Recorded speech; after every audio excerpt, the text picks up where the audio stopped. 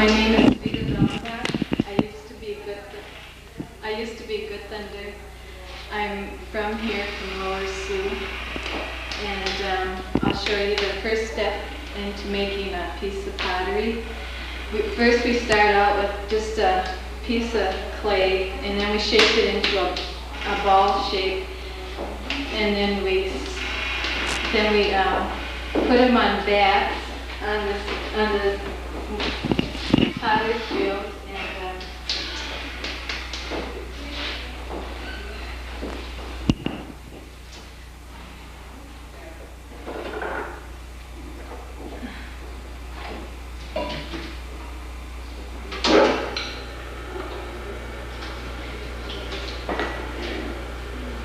our clay is Minnesota clay, but it's processed in Bloomington, Minnesota. Someday we hope to use our own local clay. When we get the machinery to process it, we will be using our own clay.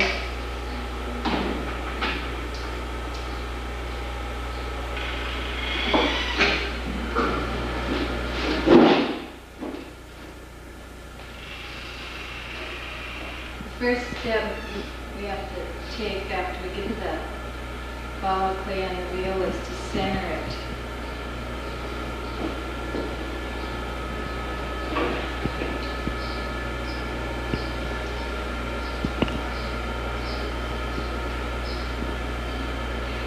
The purpose for centering it is so that it won't go crooked on the sides, to get the walls even, and then we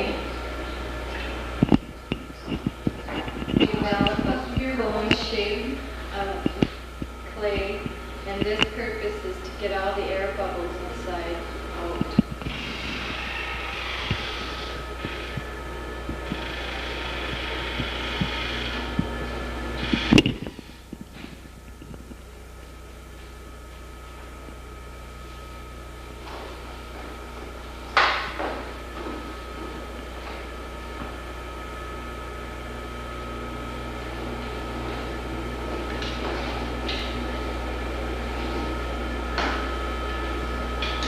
Then after we center it and get the air bubbles out, then we make the bottom of the pot.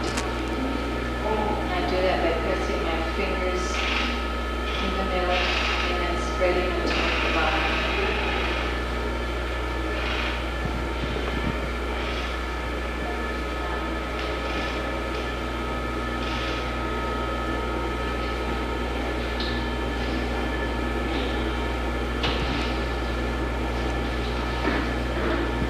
Then after the bottom is made, you have to bring up the sides to make a cylinder by squeezing your fingers against the clay on the inside and on the outside.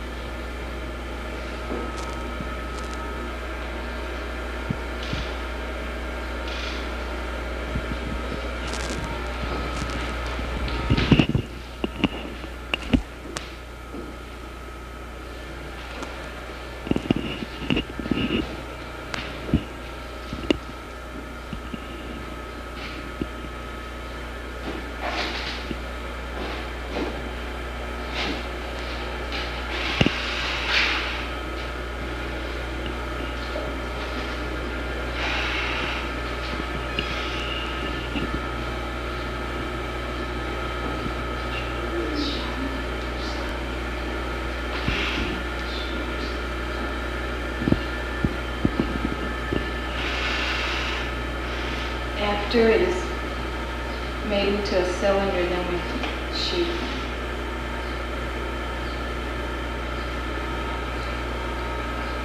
by pushing out on the inside of the cylinder.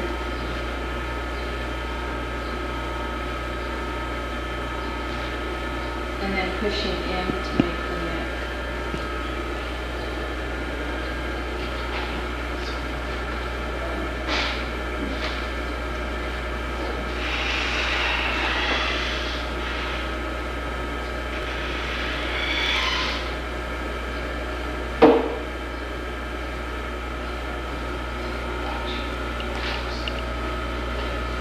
Then I use a leather piece to make the rim of the pot smooth.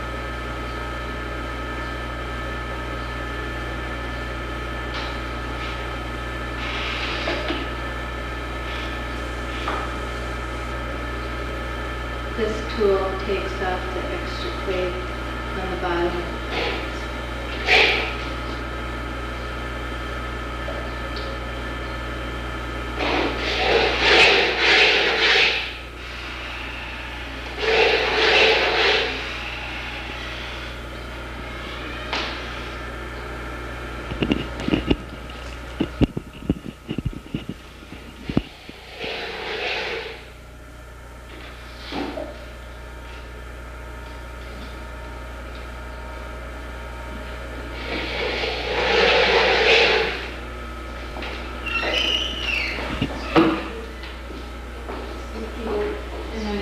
Wire to cut the bottom of the pot so that it doesn't stick to the bat. And then after it gets to a drying stage where we can lift it off the bat, and then we trim it. And then after it's trimmed, then we can design on it. Then after the designing, then we go to glazing. And then after we finish our pottery, we store it in this cupboard.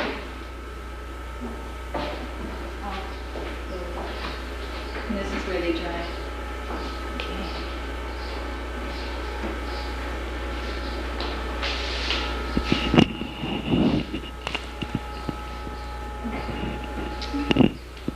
Okay. Now what? Okay, this is called glazing. After our pottery is made on the wheel and designed, we put it through a bisque fire, and this is what it looks like before it's fired through the bisque fire. And then they're fired once, and then we have to glaze them. Some pots we can leave unfinished on the outside here with the dull look, and then we glaze the inside. These ladies are glazing in and outside of each piece of pottery here. So.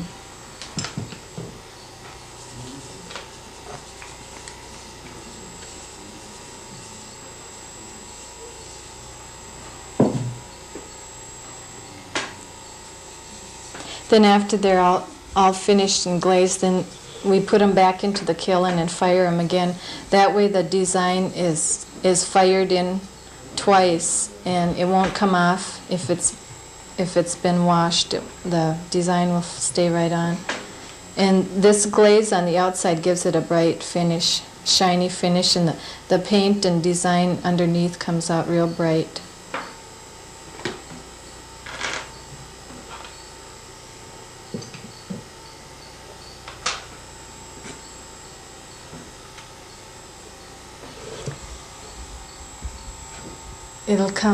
It'll come out like that pot over there with the eagle on it. Oh.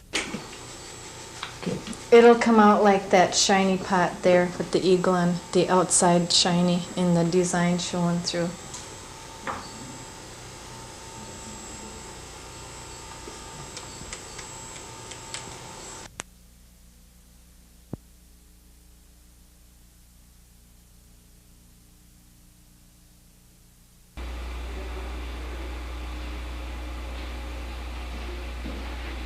Okay.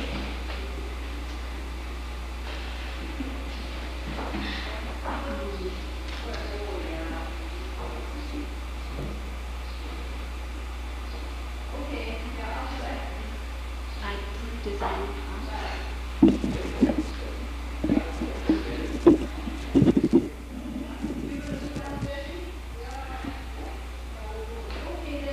stage do you begin designing? After the pot's dry.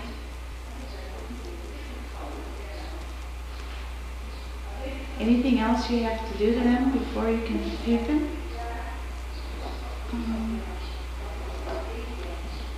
Trim them. That's all. How about your designs? Where do you get your designs from? I just thought it up. Let's start again, shall we? Okay. Here. We have to go. You got stage ready? You got stage ready.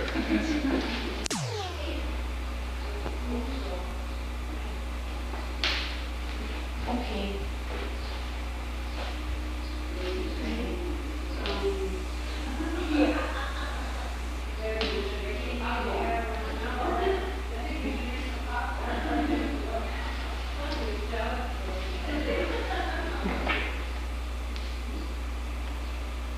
What do you do? What? I designed pots. What designs do you use? Symbols.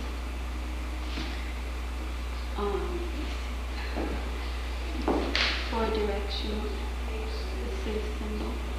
And the bird and the arrow.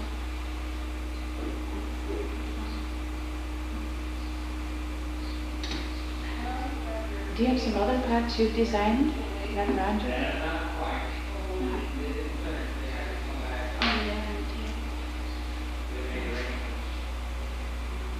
Maybe we can pick that one up in just a minute.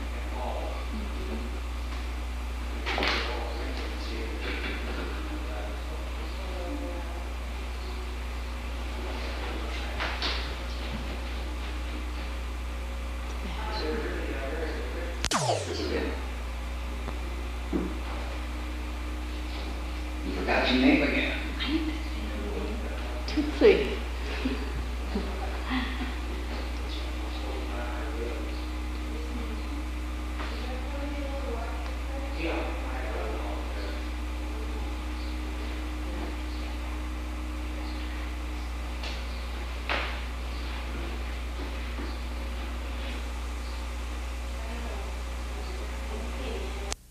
It's easy to design. You cut off it. Okay, we just start. Yeah. Okay. After we make our pottery on the wheels, we put them in the cupboards for storage, and we leave them set overnight, and then after they're to a stage where we can handle them and trim them, well then we design them. And we use different colors of paints, and they're called underglazes. We have several different colors. And we mostly paint Sioux designs, geometric designs, and Sioux symbols. Candace and I both work on the wheel and make the pottery, and we both design. And besides designing, we help do glazing. And then after they're a finished product, well then we price them and put them out in our display room.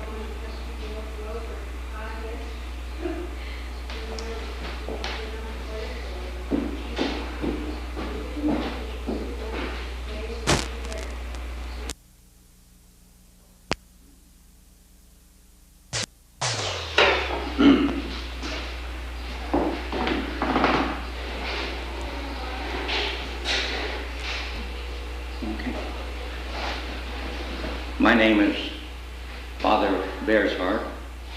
I'm the priest in charge here at St. Cornelia's Episcopal Church, Bishop Whipple Mission. I've been in the area for nearly 10 months now, and I rather enjoy my ministry here. I also have an all-white congregation at Olivia. I'm the first Indian priest ever to serve that church. I have a large family. My oldest boy, David, is attending the University of South Dakota at Vermilion, starting his second year. And this is my second son, Wilbur Jr. He does painting, oil painting. He graduated from the high school last spring. And this summer, he was offered a job here at the Lower Sioux pottery, where he does some painting on a pottery. And I think he's doing all right. He's quite talented, even though I do say so myself. And we're very proud of him. Some of the paintings that he does is like this small pottery here with the American eagle. And again, there are some other paintings here, like the medicine man holding up a buffalo head here. And in the background is the sacred white buffalo. And then the terrain of the plains where the Indian people live. And then there are other different types of paintings on these pottery.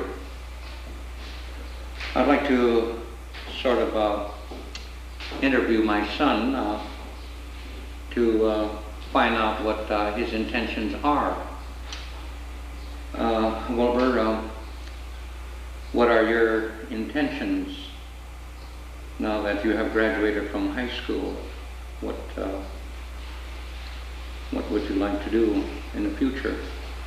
I plan to go to the Institute of American Indian Arts in Santa Fe, New Mexico for second semester, December, January. And after that, I'll be going to college there for 2 years and go on to Minneapolis for the next 2 years.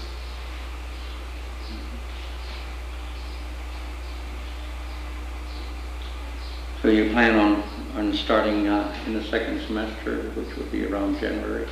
Yeah. Yeah, that's good. What kind of degrees would the college offer today for a man that is interested in art?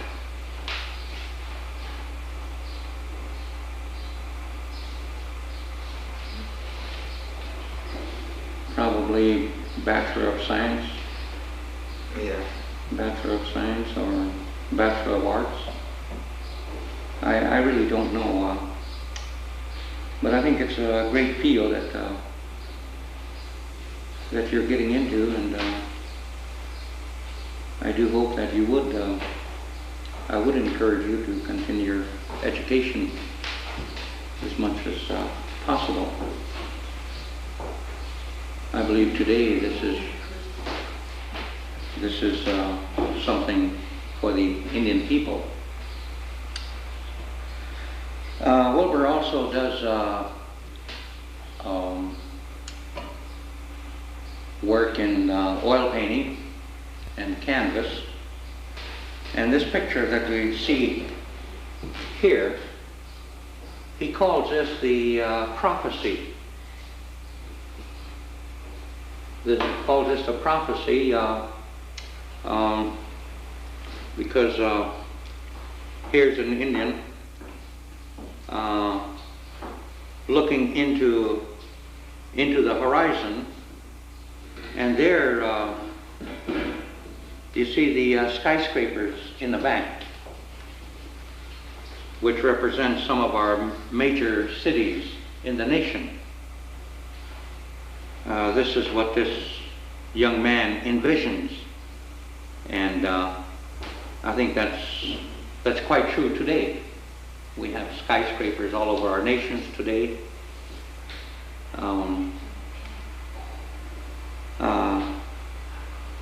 Around us the Indian people used to live.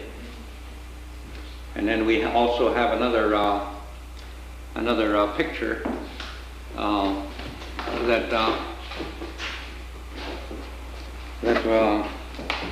was very good. This is a picture of my mother, who passed away several years ago. This is one of the first portraits he has ever painted. He never did experience anything of this type, portraits, and that's the way my mother was. That's the way my mother was, and we do encourage him to continue his education in the field of art.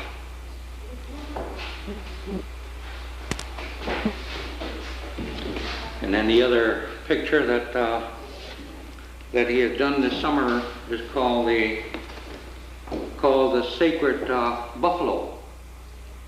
And the sacred buffalo is the white bison, or the white buffalo. It's sort of you can see through the buffalo with the grass in the background here, but yet this is the way the Indian people envision the white buffalo, or the sacred white buffalo. And another picture that we thought was quite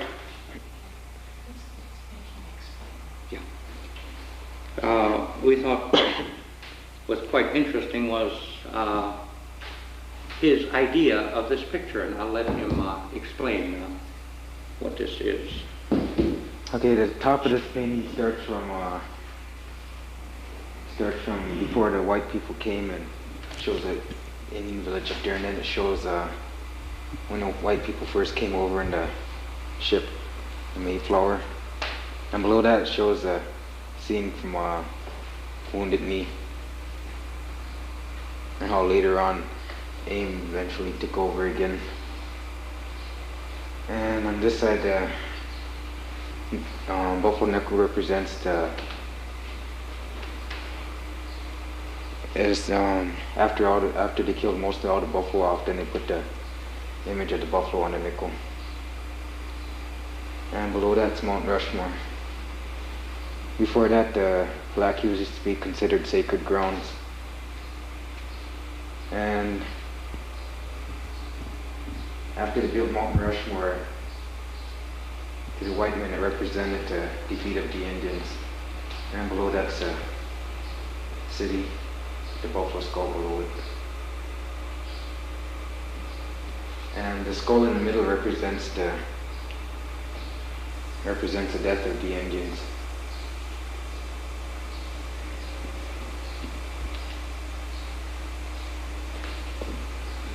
Another painting that was quite interesting is this next one here, called the Coming of the White Man.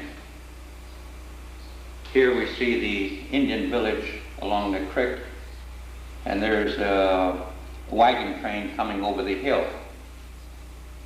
And here, this is what the Indian people envision, that white people coming into the country. I rather like this picture because that picture represents Bear Butte in South Dakota, near the Black Hills. It's one of the sacred mountains of the Indian people. So these are some of the work that Wilbur had done this summer.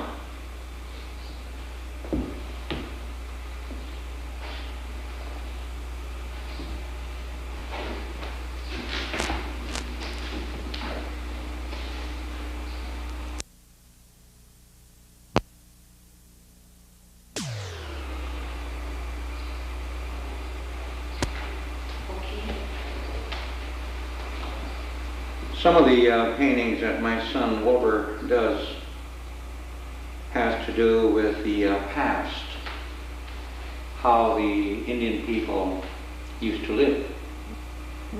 And in this one picture, I mentioned about one of the sacred mountains of the Indian people where they would fast for several days, and then they would receive some sort of a vision from the Great Spirit. For the past several years now, I've been doing a lot of lectures at colleges and universities, church groups, organizations, and so on.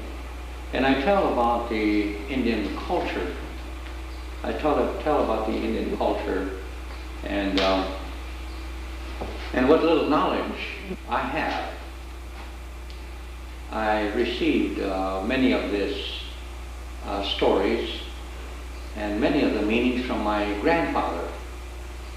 I knew my grandfather real well, and like all boys or children, they love their grandparents very much.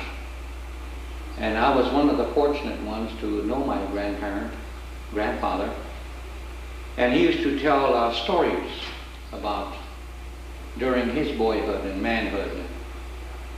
My grandfather, at the age of 14 years old, took part in the Battle of the Little Big Horn, and that's where he had received his name. He had a nickname by the name of Arrowhead, but he showed his manhood. He showed his manhood when he was 14 years old, when he took part in the Battle of the Little Bighorn, where the 7th Cavalry and General Custer was wiped out. And I hear many stories, and I receive many advice, and from these I received my knowledge,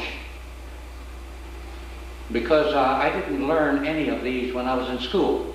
When I first started school in the elementary, there was no history of any type that was taught in our schools, and even in high school. And it was until I was about 30 years old, when I went to a seminary, when I began to realize, and other people talking about the wanted me to talk about the Indian people, and then I tell them that today we're gradually losing our culture. Most of our children today can't speak their own language, and they keep telling me that this is wrong. This is wrong to lose your culture. So it was, well, at my seminary studies in Berkeley, California, theological seminary in Berkeley, California, that I started to do some research. And I began to get interested, because we have a great culture among the Indian people, the first Americans. And I didn't realize that there were so many tribes throughout our nation. So the more research I done, well, the more interested I got. And then I began to speak about the Indian culture, the language, and heritage of our people. I can speak the Dakota language. In fact, when I first began school, I went to a mission school, and one of the first things they told us was to speak English. And I didn't know a word of English, and I couldn't express myself or communicate with others. Sometimes I don't know why I got spanked, but these are some of the things that had happened to me as a young boy. So after listening to these well-educated men that have degrees, master's degrees or some doctorate degrees told me that this is wrong. So this is the story of my life today. I'm a priest of the Episcopal Church, but yet I'm proud of being an Indian. And I also agree that it's wrong that our younger children today are losing their culture. So I'm trying to preserve it as much as I can by teaching Indian culture, having language classes with some of the younger children. And it's wonderful today how many of the people throughout our areas are encouraging our young people to learn their own language and to learn more about the Indian people. So that's one of my work today. And I've been having a wonderful time teaching Indian culture. So I encourage my son to preserve as much of the Indian ways of our past life. Today here at the mission, we're learning some of our Dakota hymns, having some of our liturgy in Dakota, and sometimes I make my sermon in Dakota. And I think the people like it. And I've been encouraged to continue. We are ordering some Dakota hymnals so that by learning these hymns, this will also help preserve our language for the younger generation. One of the things that we had done here on the Lower Sioux reservation this past summer is to have a 2-week camp, and we call this the Dakota Heritage Camp. And here at this camp we learn how to dance Indian. We also had some of our arts and crafts in making pottery, doing beadwork, doing some paintings, doing some paintings on chamois skin, stretching out the eyes and putting Indian designs or pictures on it. And the children, I believe, are interested. And it's my wish that those of Indian descent could encourage your children to speak the language. One of the highlights of my talks in groups are what does the Dakota language sound like? The Dakota Sioux language sound like? So just to give them an idea, everybody knows the Lord's Prayer. Everybody knows the Lord's Prayer, so I generally say this in Dakota. And this is the way it sounds. This is the Lord's Prayer.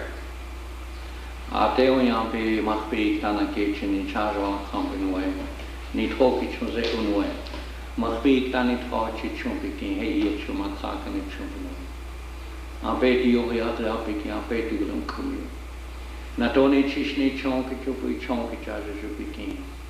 Hey et longstani benon kichi chaja jupi. Natako oi thanks to kapishni. Kataku shicha taha hemwa kubi. Woki chunzekin na washaki na witaki. And I hold him, talking at Amen. This is the Lord's Prayer in the Dakota Sioux language. And another one that they like very much is the blessing in the name of the Trinity. And the people always enjoy this in the Roman Catholic Church or the Protestant denominations. Everyone is familiar with God's blessing. And this is the way the Dakota, it sounds in the Dakota language.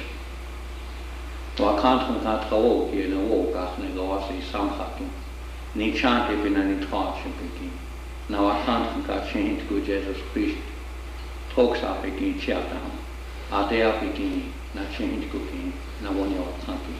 Near be a hope there, only on the way. Amen. So this is what our language sounds like. Okay.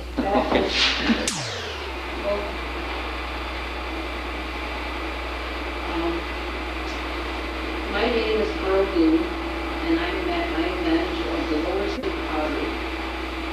This pottery was started about 4 years ago. This building, at one time, was our mission school. It was the Bishop Whipple Mission School, and it was closed about 10 years ago.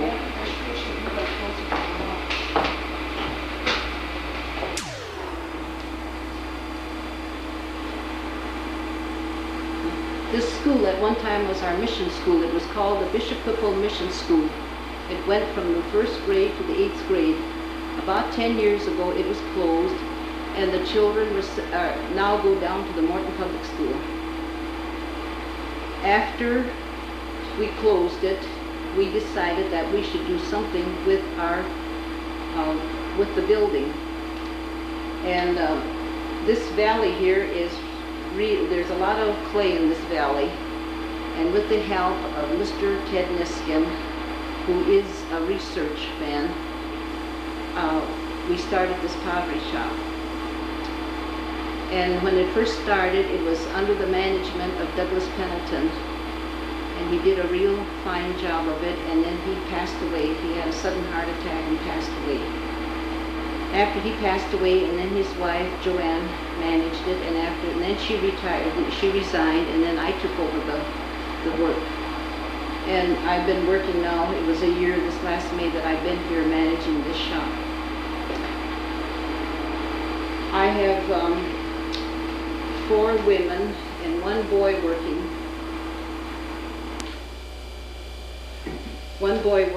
And I had 2 boys working, but John Dow left for Santa Fe to go to art school. Wilbur's still with us, but he intends to go to the Santa Fe Art School to 2nd semester. And in this cabinet here, on the lower shelf, is some of his work. And this is all freehand work. He does this all freehand work, and when he's sitting there at the table doing this work, people will come and see it, and right away they want it saved for him. They want him to save it for them. So all this stuff here on the lower shelf is sold, but that's his work. And the girls do all this painting on the pots. They all choose their own designs, and it's all freehand painting. They don't use no decals, they don't trace.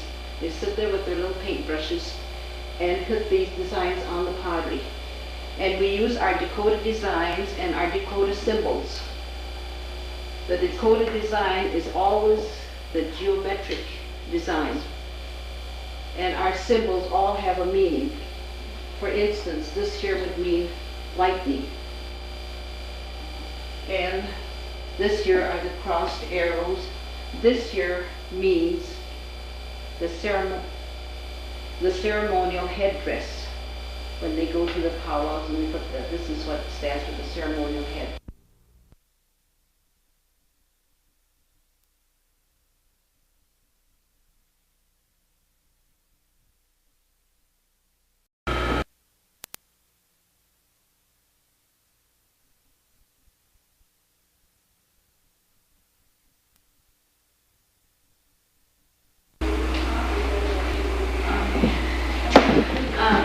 My name is Vita Donova. I used to be with the from Lower Sioux, and I'll show you the first step into making a piece of pottery. First we start out with just a piece of clay, and then we shape it into a ball shape, and then we put them on bats on the potter's wheel, and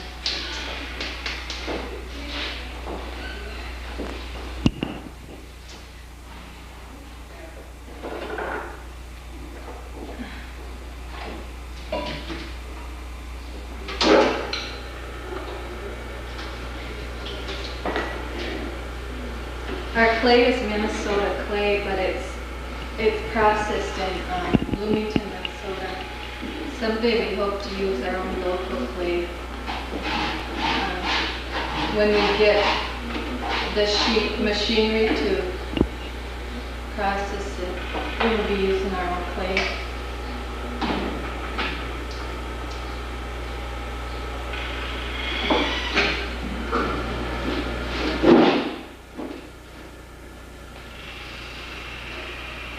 First step we have to take after we get the ball of clay on the wheel is to center it.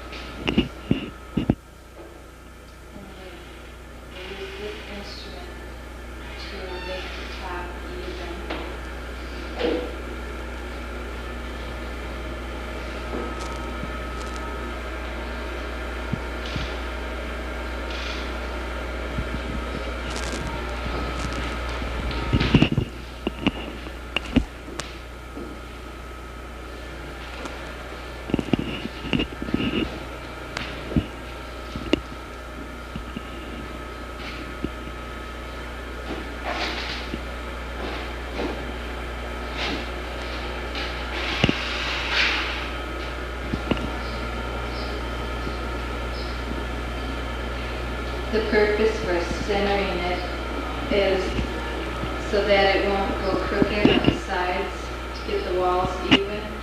And then we develop a cone shape of clay, and this purpose is to get all the air bubbles inside out.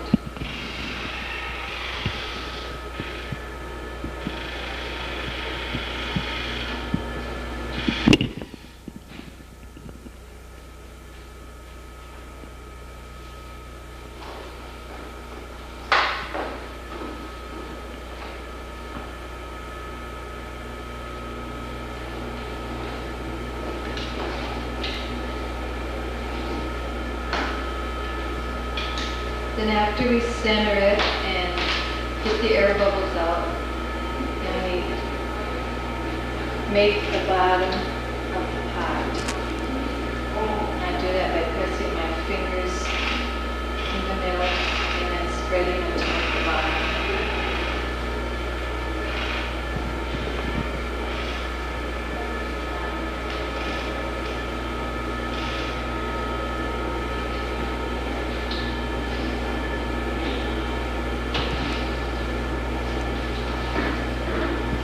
Then after the bottom is made, you have to bring up the sides to make a cylinder by squeezing your fingers against the clay on the inside of the